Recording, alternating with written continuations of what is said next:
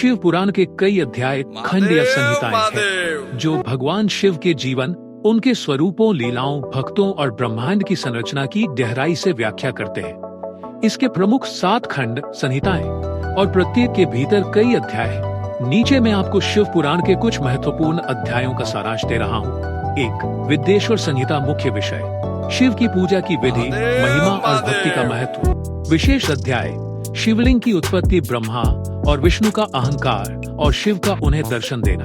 2. रुद्र संहिता। मुख्य विषय भगवान शिव के विभिन्न रूप, विवाह और पार्वती की कथा। इसमें 5 भाग हैं। सृष्टि खंड, ब्रह्मांड की उत्पत्ति, सती खंड, सती और दक्ष यज्ञ की कथा, पार्वती खंड, पार्वती की तपस्या और शिव से विवाह, कुमार खंड, कार्तिकेय और गणेश की उत्पत्ति, युद्ध खंड, असुरों से युद्ध जैसे तारकासुर का वध। शत्रुद्र संहिता। मुख्य विषय शिव के विभिन्न रुद्र रूप और उनके भक्तों की कहानियां। विशेष अध्याय भक्तों की शिव भक्ति से चमत्कारिक लाभ, रुद्रावतारों का वर्णन। 4. कोटिरुद्र संहिता। मुख्य विषय शिवलिंग पूजा, व्रत और विविध तीर्थों का महात्म्य। विशेष अध्याय शिवरात्रि व्रत की महिमा, 12 ज्योतिर्लिंगों की कथा। 5. उमा संहिता। मुख्य विषय शिव पार्वती संवाद के माध्यम से ज्ञान और धर्म की चर्चा। विशेष अध्याय धर्म, पाप, पुण्य और मोक्ष की गहन चर्चा। 6. कैलाश संहिता। मुख्य विषय ध्यान, योग, समाधि और आत्मज्ञान। विशेष अध्याय शिवयोग का मार्ग, ध्यान की विधियां। 7.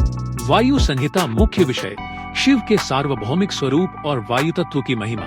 विशेष अध्याय शिव के निराकार और साकार रूपों की व्याख्या।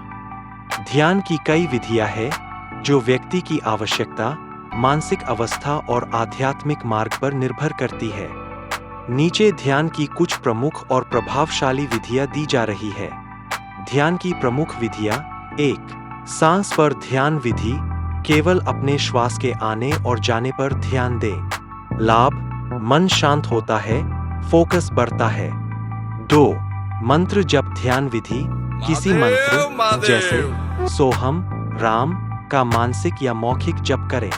लाभ: मानसिक एकाग्रता बढ़ती है, मन शांत होता है।